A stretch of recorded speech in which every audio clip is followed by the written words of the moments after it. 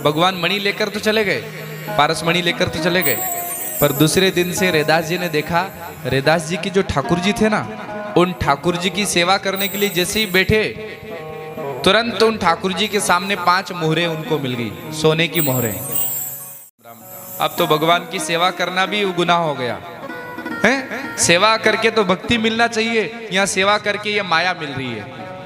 तो रैदास जी ने क्या किया, चिमटे से, वो जो चमड़ा पलटाने वाला चिमटा रहता है ना, उस चिमड़े से उन 5 मोहरों को यूं पकड़े, ठाकुर जी के सामने 5 मोहरें फिर प्रकट हो जाती, फिर उसको ऐसे पकड़ते गंगा जी में छोड़ जाते। 3, 4, 5 रोज रोज यही काम होने लगा। अब एक दिन ठाकुर जी प्रकट हो गए और ठाकुर जी ने कहा, रैदास मेरी बात को समझो, मैं तुम्हें इसलिए मोहरे नहीं दे रहा हूं कि इन मोहरों से तुम अपना घर बढ़िया बना लो, कि गाड़ी खरीद लो, कि तुम बढ़िया वो एसी के रूम तैयार करो। नहीं नहीं, ये मोहरे इसलिए दे रहा हूं कि तुम संत सेवा करना जानते हो, और जो संत सेवा करना जानता है उसके भाग्य में इतना धन दे देता हूं, इतना धन दे देता हूं जितना उसने कभी सोचा भी नहीं। बस वो संतों की सेवा करने का भाव मन में रखे, इतनी सी बात है।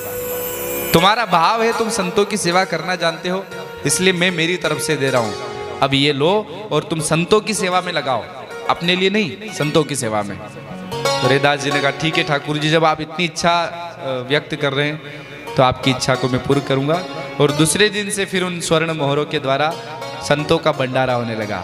अब तो 1, 2 करते करते कभी 100 संत, कभी 200 संत, 500 संत, हजारों संत आने लगे और भंडारा होने लगा रैदास जी महाराज के वहां काशी में। खूब भंडारा चलता था। अब रैदास जी महाराज, जब उनका नाम फैला, जब कोई व्यक्ति अच्छा नामी हो जाता है ना, तो उसको ग्रहण लगता है। कौन सा ग्रहण? विरोध का ग्रहण। उसका विरोध होने लगता है।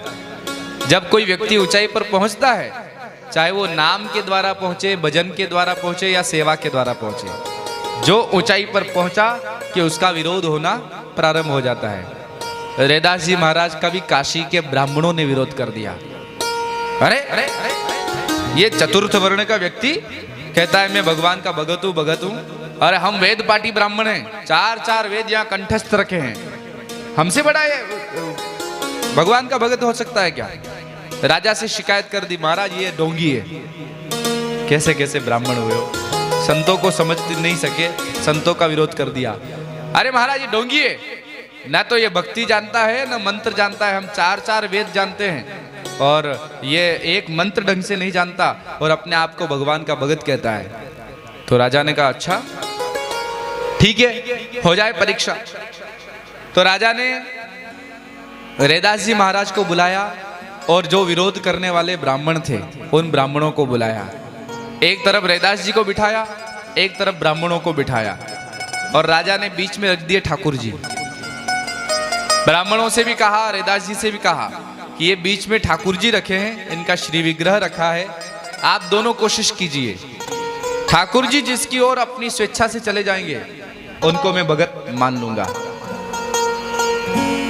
अब ब्राह्मणों ने पहले मंत्र बोलना प्रारंभ किए, तो जो जो उनको मंत्र याद थे, 4 वेदों के मंत्र सुबह से शाम तक बोलते रहे, लेकिन ठाकुर जी हिले तक नहीं। ठाकुर जी भक्ति से रीझते हैं, ज्ञान के अभिमान से नहीं। अरे मुझे इतना नहीं, अभिमान किसी भी चीज का, अगर अरे मैं ब्राह्मण कुल में आया हूं, मेरे पर भगवान की कृपा ज्यादा होगी। मैं 3 समय नहाता हूं, मेरे पर भगवान की ज्यादा कृपा होगी। मैंने शास्त्र वेद बहुत पढ़े, मेरे ऊपर भगवान की कृपा होगी। मैं माला बहुत करता हूं, मेरे ऊपर भगवान की कृपा होगी। मैं कथा बहुत सुनता हूं, तीर्थ यात्रा बहुत करता हूं, दान बहुत करता हूं। किसी भी चीज का रत्ती भर भी अभिमान है कि मैं ये करता हूं, तो समझो भगवान आप पर रीझ नहीं सकते।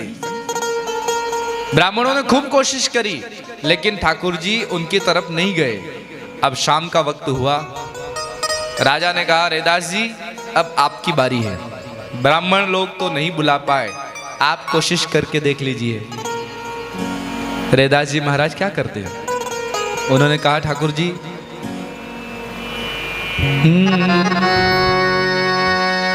तुम चंदन हम पानी जी।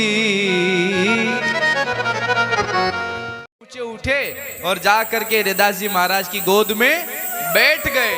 बोला द्वारिकाधीश भगवान की जय। राजा ने ब्राह्मणों से कहा सब दंडवत करके क्षमा मांगो हरिदास जी से।